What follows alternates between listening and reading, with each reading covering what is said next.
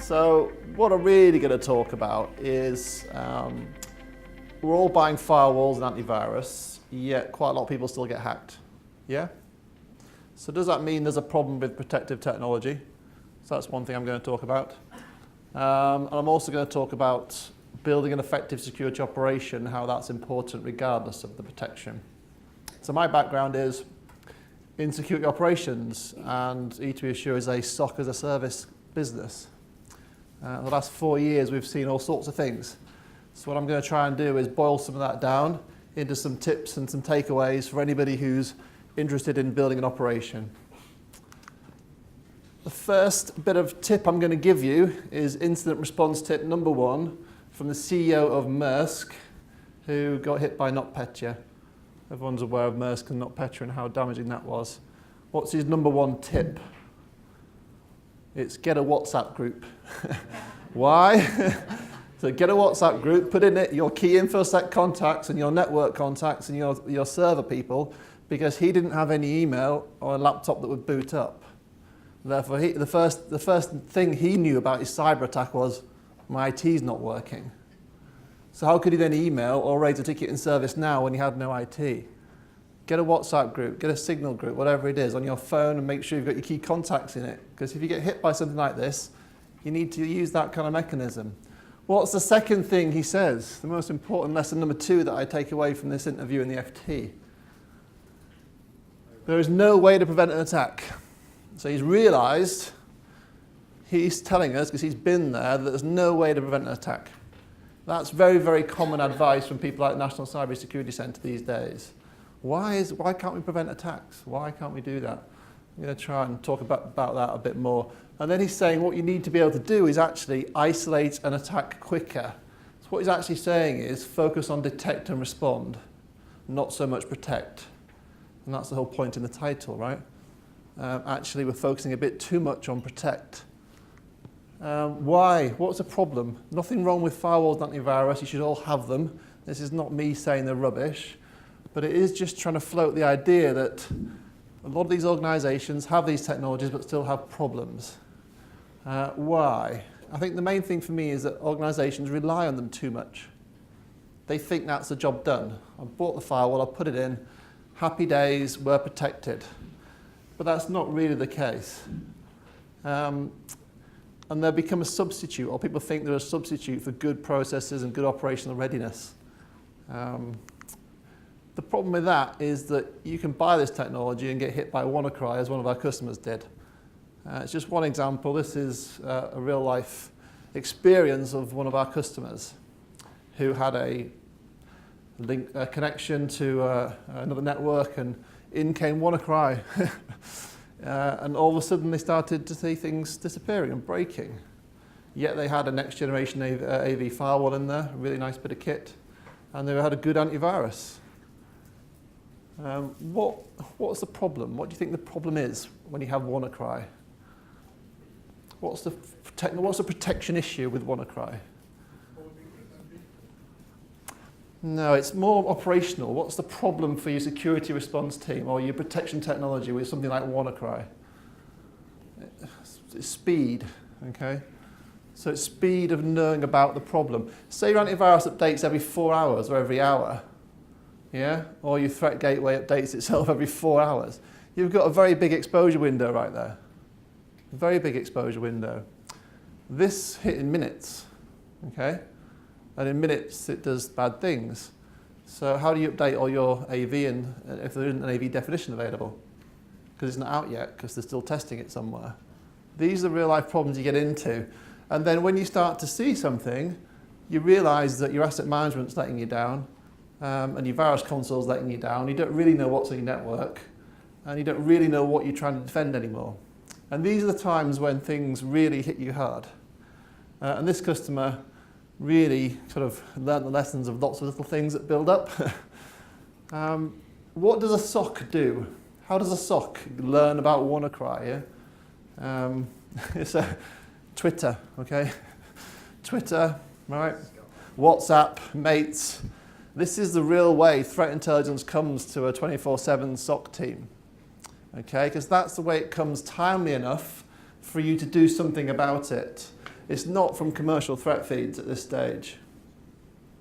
It's not the way it works. Although they're very worthwhile in having those things, I'm just saying that when you've got a breaking threat, you're all over Twitter and you're gathering data and the SOC is trying to get quality data. Yeah, what is the real answer? What are the real domains we're looking for? Are these the real ones? Are these something else? And it's kind of like a scramble, like a race. And speed's very important. Then what the SOC tries to do is it tries to get those indicators down to the customer really quickly. We call it the big red button. Boom, get these out there and start looking. These things need to happen in minutes. Okay? And then really what you're trying to do is isolation, right? For a threat like this, you're trying to isolate. That means stop it, yeah, stop it, contain it. Stop it getting any worse. You're unplugging stuff. That's what you're actually doing in this phase. I can't handle this, I don't know what it is, it sounds really bad. I need to unplug stuff. That's the reality of handling an incident like this. So the problem here is the time it takes to get most technology up to date is actually too long. It's way too long. It really is. You can speak to CEO of Maersk about how long it took to take them out. They had no idea. They had no hope of responding to that. And it's a typical pattern. And okay, there's some really good advancements in cloud AV and things like that which are really helping. But then people say that's a privacy issue because it might be. So what are the lessons learned? So if you were to talk to me about what would I recommend for an organization to do to be able to detect something like WannaCry and react, I would say you need two things, okay? Two key things. You need end-to-end visibility of your network.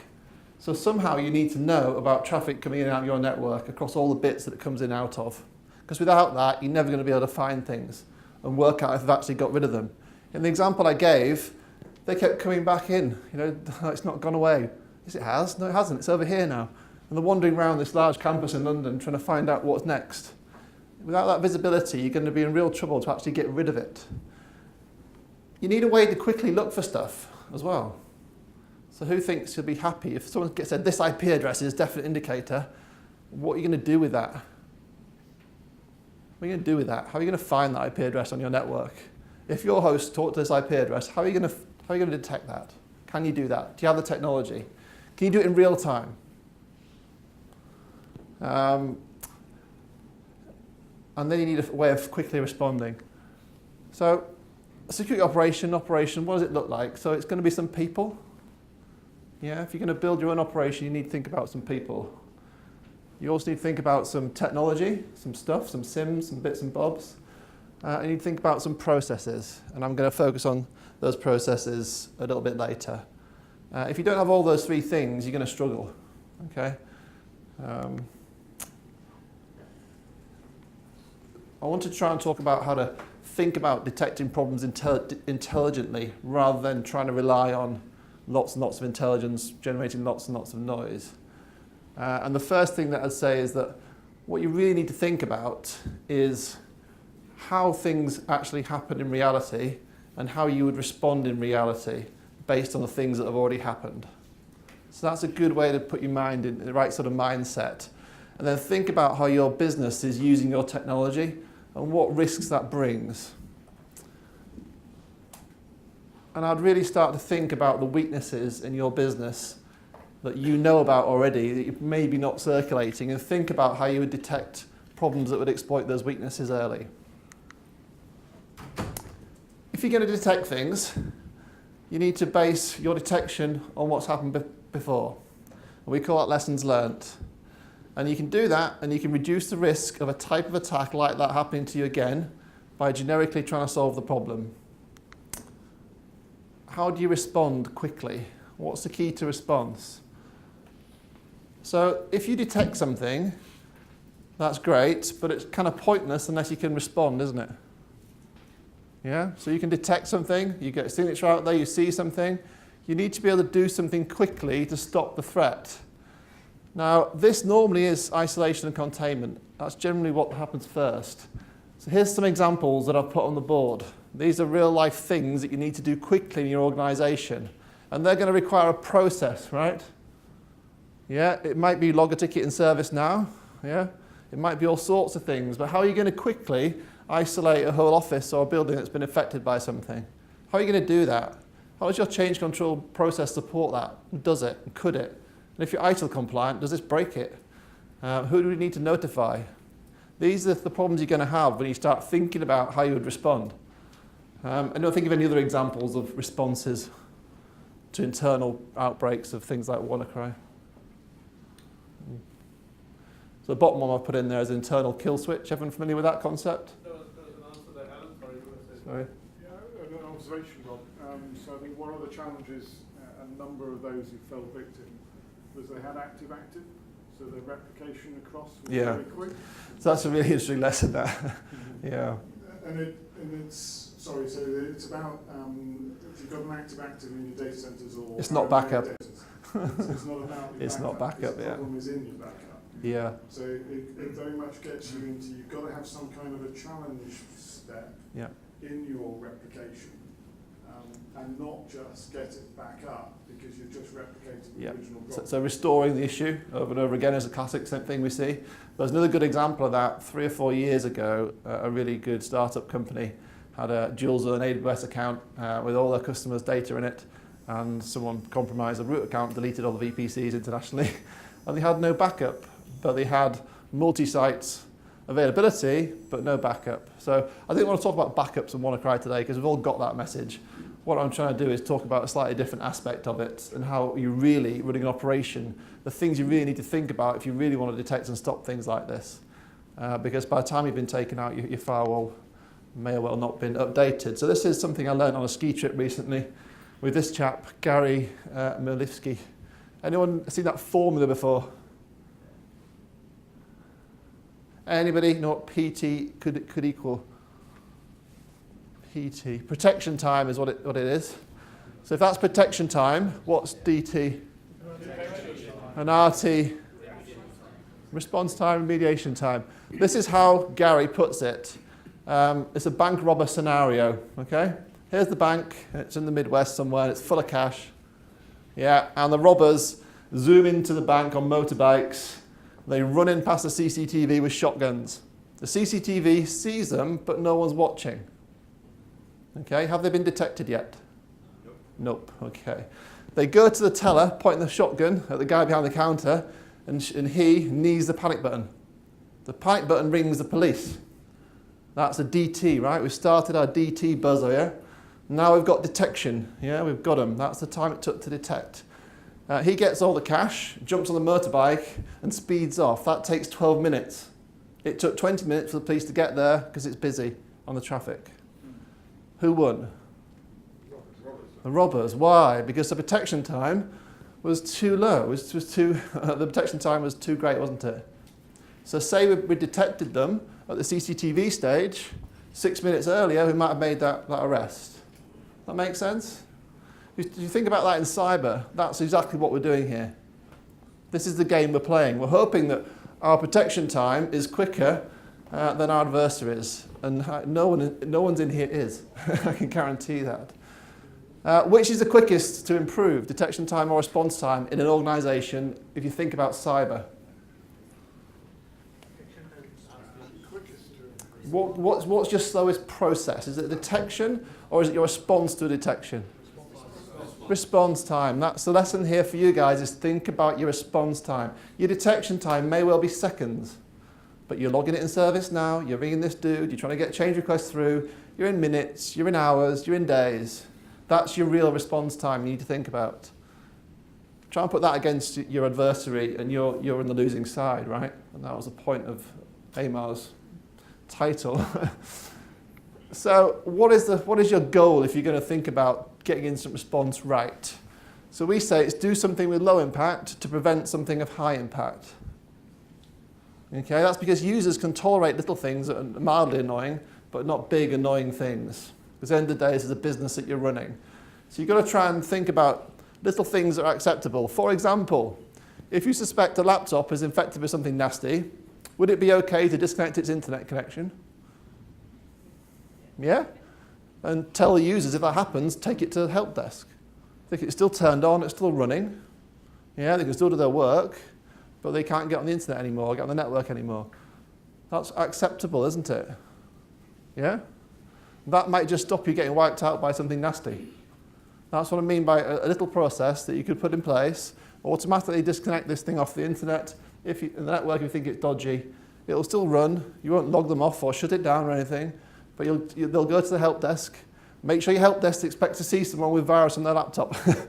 Get it? That's the kind of thing we're talking about here. To do this stuff, you're going to need to pre-authorize things, and ideally use automation, okay? But again, you can't really automate a process until you've designed it, tested it, and got it signed off. So I'm going to speed this up a little bit. So we talked about how you detect and respond, and the next thing is building these processes. So if you're going to think about detecting something, and you're going to think about a response, then you're going to need a process which covers those things.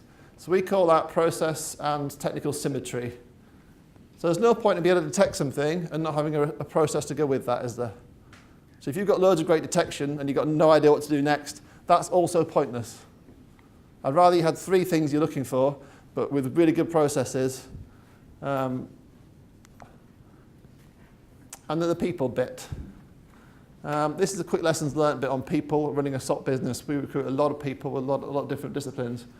You need a mixture of skills in your cyber response team, and you probably have most of them in your IT teams and your network teams and your server teams and your Windows team. It's not just the hobbyist guys you're after here, because they generally don't have a clue about a business and how it works. Okay, and if you have a WhatsApp group, you probably need people in most sections of your business to start getting involved in a cyber incident, not just from really clever dudes that sit there with caps and stuff, right? However you do this, so you can do it yourself, you can outsource it. If you're going to do anything like this, you've got to have an honest, collaborative culture in your security operation. Because the worst thing you want to do is have a situation where people don't admit things or lie about things if they miss things. So it's a constant learning exercise. So the main thing I want to leave you with now is, the question came on my table earlier, which was, how do we know what to look for? How does a security operation know what to focus on? I mean, it's so much stuff you can worry about, isn't there? So this is something called the MITRE ATT matrix. A lot of protection, detection, response vendors and technologies are using this matrix. And why it's useful is because it's trying to say, okay, based on APT XYZ, this is how they went about breaking into this organization. Therefore, if you look at those techniques and tactics, you might spot the next generation of that APT. This is the page to go to. It's all open source available information. And what it is a massive repository that people like us can use, and we can integrate and automate with this by the way. And it's a way of rating and thinking about, can you detect something like an APT? Who's heard of Carbonac or something like that? So wouldn't it be good to talk to your boss about, I think we have the capability to detect an attack like Carbonac. And I know that because I've got evidence using this framework that we're collecting the right data to find Carbonac, a generic Carbonac. We think that's a better conversation to have with a financial organization than, give me all your data, give me more logs, give me more stuff. Why? Why do you want all these logs? It's painful. Well, if you don't give me these bits, you won't be able to do this. So as you move through this model, for example, let's look at APT 34. Well, APT 34 used all these different techniques. You see them listed? So if you concentrate on detecting the techniques with your detection and protection technology, you're going to be in a much better place than looking for the actual attack, which is already gone. We'll use this in real time to monitor the effectiveness of a security operation in a dashboard. Yeah? Red means you've got no hope of detecting this type of attack. And underneath that hood, it'll tell you we've got no idea if we could detect these APTs based on the data we've got with the customer. So if you guys have got a SIM and you're constantly asking for more data and no one gives it to you, then why don't you try talking to the business about saying, well, we can't detect these type of APTs at the moment, sir or ma'am. Would you like to? That's a better conversation to have, isn't it? Let's use the attack matrix to solve Equifax's problems. Equifax, so web server gets hacked, right? Vulnerability, whatever. 30 web shells means lots of people connected to it remotely, logged in live, mucking around with their real server, nicking all the data and all the rest of it. What is the one thing that 99% of them, well, actually all of them did? What's the first thing the hackers did when they got a shell? So I'm talking about command line access to a Linux server. What did they do? Pardon? Who am I? You've seen it before. Wasn't it? Yeah. So they typed, who am I? Who? W command, hit enter. Because they wanted to see who else was logged on, so they could then start compromising those people that were logged on by stealing their credentials, right? So there's a system owner discovery technique in MITRE that says, monitor for W who and who am I? So why don't you do that? Yeah, that's a really good idea. Had Equifax have done that, they'd have noticed the first attacker log on and go W, like this. There's me logging on, typing W, and then who am I for good measure, to a Unix box. There's our attack matrix in the background. We get an alert. Someone's typed W. Well, that's odd. No one normally types W. Why have they done that? So we can then use the matrix to link this type of attacks, and this is a sign, an indicator of a technique used by an attacker who might be getting a remote shell in your web server. Oh, okay. Now I'm getting somewhere as an analyst, aren't I? I've got an idea why I'm monitoring for W, and I've got loads of text from MITRE, loads of it, to tell me what the threat might be. A whole threat store. There I am running bin w arg. That's me. As hacker one. You know, right? Get it? And I pivoted, and I found out that it was Mr. Rob Demain running putty on this box that did the SSHing, okay, for this demo to generate the data. And the final lesson there is that you kind of want to have a bit of business context here. And if you're collecting host logs, this is using Microsoft Sysmon, you could tell who it was that was SSH to the box that ran the W command, which is what you actually want to know, isn't it? Is it one of my guys in dev just doing something? Yeah? Is it on a trusted terminal, or is it someone on the internet? So you might want to enhance that rule that says not internal, typing W on my web server is pretty bad. Yeah? But that, see the philosophy there, the approach. Yeah, it's a very effective approach. And as you build up this matrix, we can talk about an APT. So this is the SOC. We've made an infected version of Process Explorer. Got lots of white space in it. We've filled it with malware, what we've made. Why have we done that? Well, because Process Explorer is a nice little tool that sysadmins might have that might run as God mode on a box to diagnose a performance issue. Therefore, if we can put malware in that, we're getting quite close to having a good credential. So I'm running this on a Windows 10 machine with the latest AV on it, and it hasn't got scoobies that this is actually malware.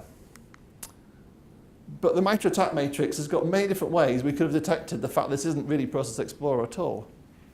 This is an easy way. This means that we've found some unsigned software running on a box. This is using Microsoft Sysmon, which is perfectly free, to tell me that there's an unsigned piece of software running somewhere. You can also use this to create a virtual whitelist of software, by the way, that you can maintain. This checksum is a known checksum of our version of PuTTY. Anybody else running that, and it's not our version of PuTTY. Yeah, it's a putty with some nasty malware in it, which would wipe out most of the organizations here, I'd have thought.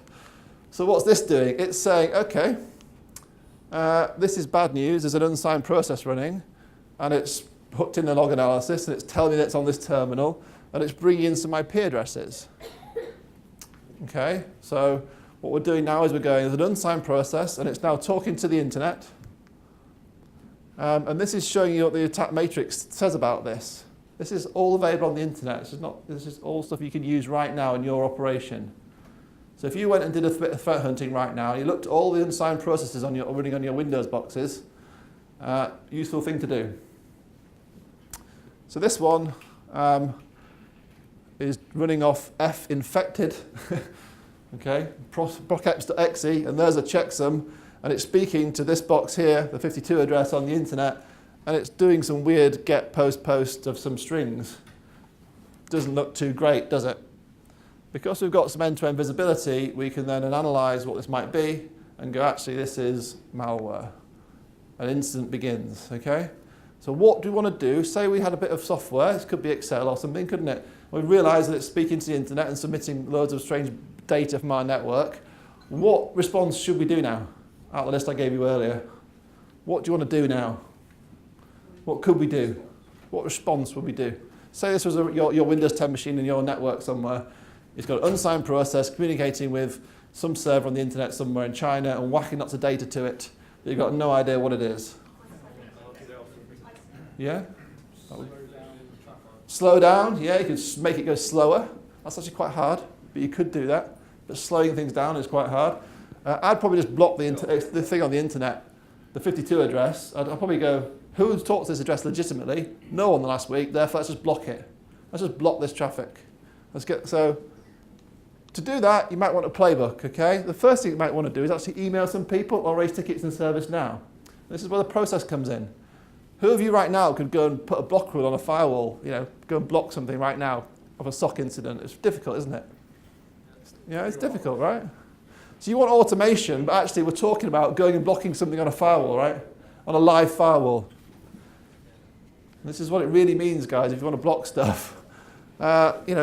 Automation means doing stuff automatically on stuff to stop stuff. When you're blocking, do you need to sign up? D-Day. When you're blocking IP, does you need to sign up by the... Signed. Do you need authorization? Yeah, so exactly. You might have to wait for approval to do this. I guess it's the whole point of what I'm trying to... So it depends on your organization, okay? So there's some easy tricks to this that you can develop that are quite safe routines, safe rules around this. But it isn't easy, is it, actually, blocking this? Well, can I insert a pause into that? Yep. Because as soon as you do that, if it is a live attack and it's going to the attacker, you tell the attacker that Yep. you've spotted it. You might not want to do that. I don't want to do that. No. So I absolutely agree with Yep. playing it out and having the capability to do Yep. that. But you might just want to do some other So I stuff couldn't agree more. before you interrupt. Okay? The purpose of the talk is to think about the ideas, and this is the point I made about thinking about how you're going to respond. How do you want to respond to an unknown APT operating on a Windows 10 machine? Do you want to, as a gentleman just suggested, perhaps run some forensic analysis of the machine so you can gather some data right now before you go blocking them? Do you want to try to slow them down a bit? Maybe you want to repoint them at a honeynet. Yeah, you've got all these things, but that's what you should be thinking about before you think about what is the whole process, what's the end-to-end goal of this? Again, we can block some stuff. This is really just finishing off AMAR, the last 30 seconds. I want to also talk about secure operations design should mean simpler designs, okay? And a security operations centric design is a simpler design because complex designs are hard for people to understand. Here's a really quick example of a web server hosted in Azure with all this technology in it to protect HTTPS 443 inbound. Yeah? People do this stuff, right? Why? What is it all doing? It's port 443 to your web server with lots of technology in the way. Don't do that, yeah? Actually, vulnerability scan it. Get some decent logs from it from day one. Build some automation routines in day one. Make sure you can see the egress traffic. These are more important things if you're thinking with your security operations mind on it. If you think about the MITRE ATT matrix, this is more the design you'll come up with. So finally, I want to make a point that I showed you some stuff today. All the stuff that I showed you was not with any agents or anything funky. That was all stuff that's freely available that you could collect right now using Microsoft Sysmon and Linux Audit into your SIM. You can look at the attack matrix right now and start using it. And I recommend that's how you might want to think about building your operation. That's it. Okay, Sean, thank you.